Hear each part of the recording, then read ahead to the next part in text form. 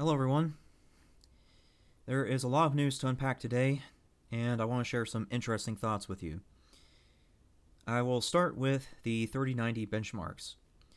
I did notice that one reviewer posted benchmarks on the 3090, then a short time after, another one did it. I've looked at the numbers for both benchmarks, and they make sense, or at least they appear to be close in numbers. At this point, I think it's fair to say that we are looking at the release day 3090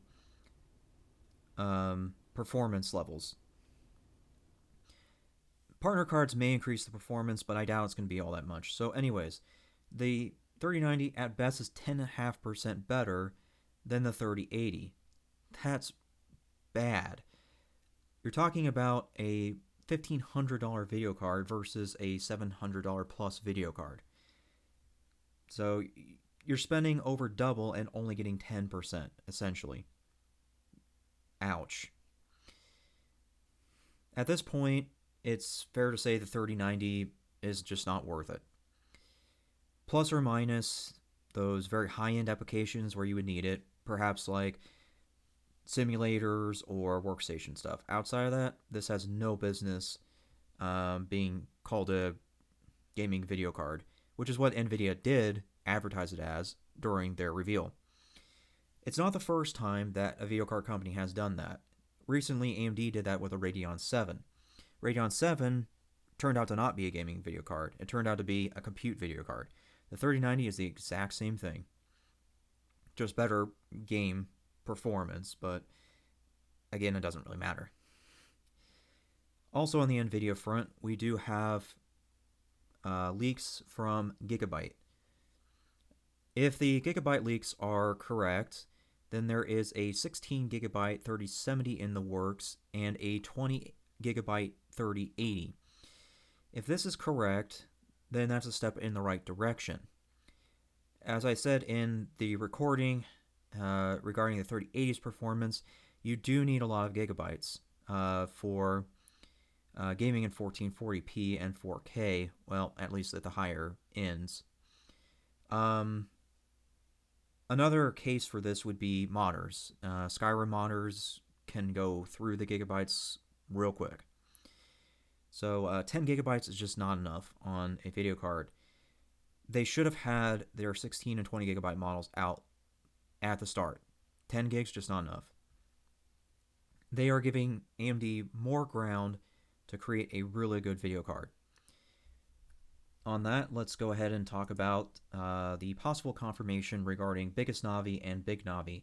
Unfortunately, there hasn't been any mentions, leaks, or otherwise regarding somewhat Big Navi, but we can guess where it is. Okay, so Biggest Navi is going to be called the 6900 XT. Apparently, that's Navi 21. It will have 16 gigs of memory. That is awesome. What's even more awesome is its cost is going to be between $550 and $600. Score. AMD is already doing things right, assuming they keep to this. Navi 22, which is Big Navi, is a cut down of Biggest Navi, which is also known as Navi 21 or the 6900 XT. So Big Navi is apparently going to have 12 gigabytes of memory, already doing far better than Nvidia on just 2 video cards alone, because they're doing something right. We can guess that Navi 23, the somewhat big Navi, will be 8 gigs. Here's why I can guess that. This is lining up with AMD's history and all of the leaks that have happened regarding AMD video cards. If you look back at prior video cards with AMD, you will notice that they offer you a lot of gigs for a very modest amount. AMD video cards have always been budget friendly. The other thing that helps me guess this is not just in the gigs, but also in the whole cut down business. You see, in the past, AMD has done this with video cards like the 5700 XT, 5700, and the 5600 XT. That's how I'm able to guess that this all lines up. While we're on the AMD subject, I do want to quickly correct some comments. There have been people telling me that AMD has not been living up to the expectations of their video cards in the past couple of years. While that may be true pending which video card family you're talking about, you have to realize something. Even if AMD did not deliver, their video cards still have a purpose. The 5700 XT is a perfectly fine 1440p video card, assuming that, you just had to buy something now, right? And, Big Navi's not out yet. If you look at the 5600 XT, it's perfectly fine for low to medium 1440p, though it's better at higher 1080p. So, no matter how you try to put AMD into the ground, they still did something. Also, a lot of the benchmarks for the 5600 XT and 5700 XT were long before PCI Express 4.0 came out or all their drivers. AMD has improved both video cards through drivers over the years, which has increased their performance significantly since I first saw it at launch.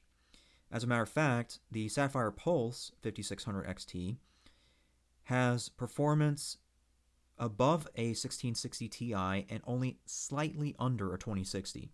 That's not bad for $285. The Gigabyte Gaming Overclock 5700 XT has performance equal to or greater than a 2070.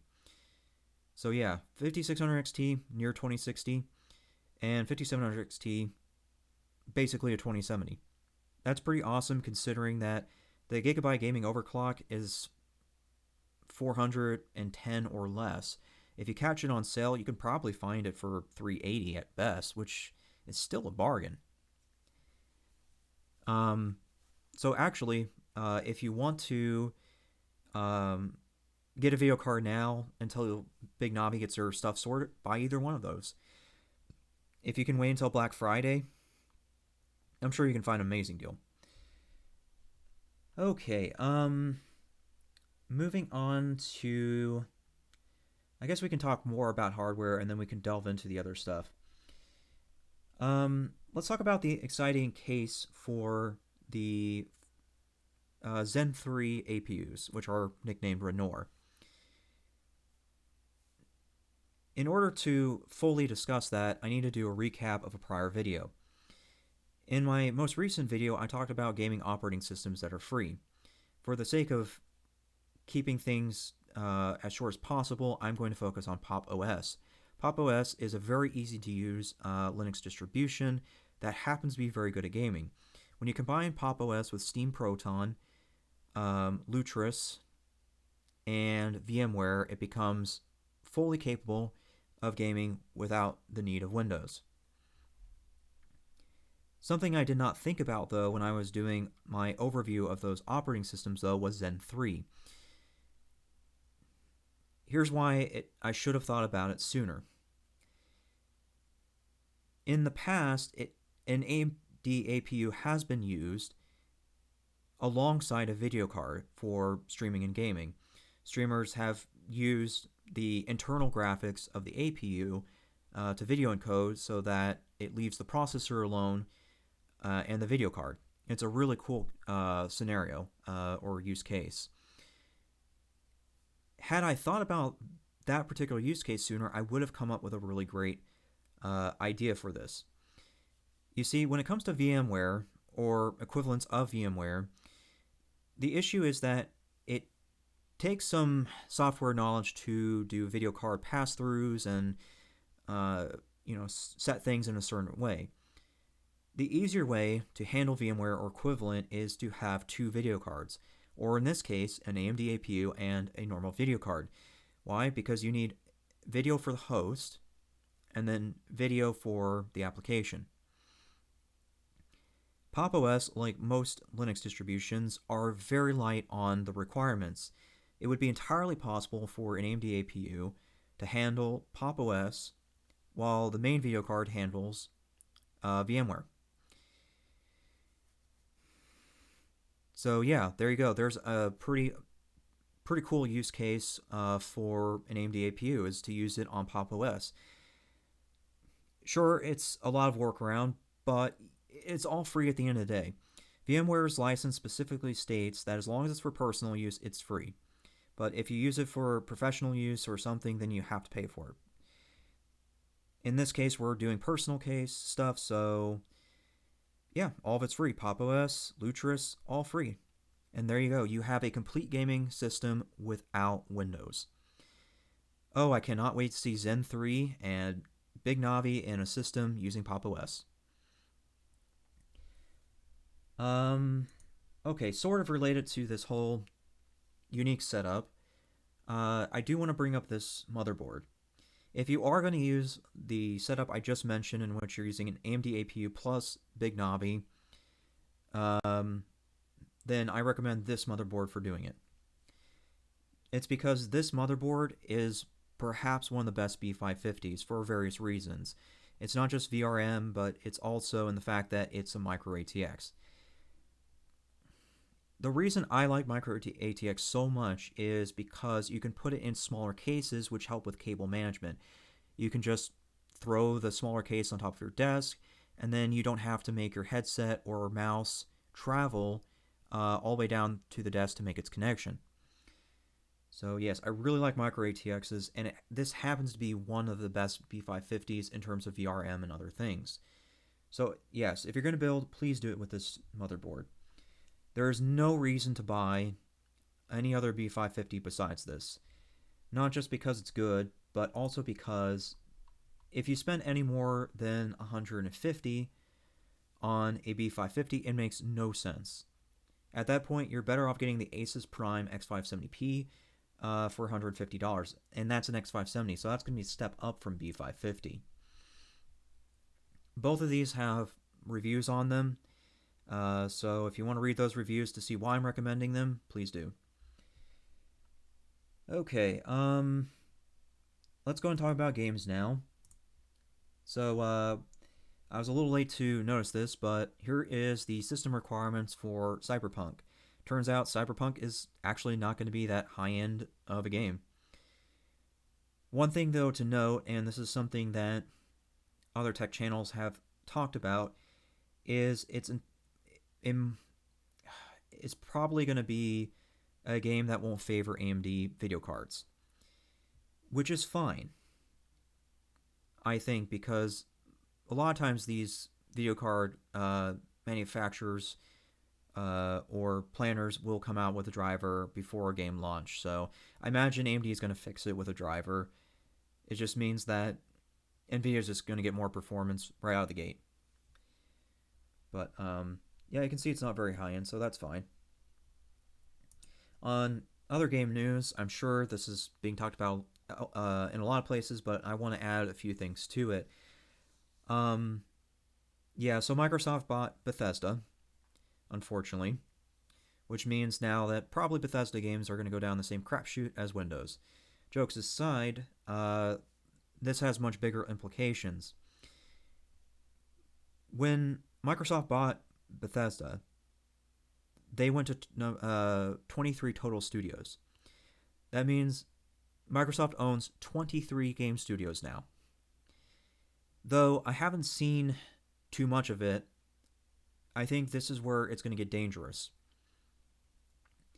Because Microsoft also owns Xbox, it is within their realm of capability to make this make future games exclusive to Xbox and PC, meaning that PlayStation will, in that scenario, no longer get the same games as Xbox did with some of these games from these studios.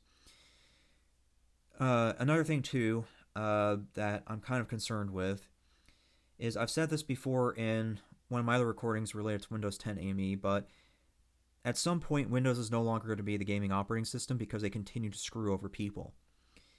When that happens, it's likely that Microsoft will find some way to force people to use Windows when and if a new gaming operating system comes out. One of those ways is possibly through exclusivity with Xbox, because the Game Pass works with both Xbox and Windows. So yeah, there's a couple of different ways that Microsoft can screw people over, not just on the console side, but also the PC side. Yeah, so we'll just see where things go. But for right now, that's really all I can say. Thanks for listening.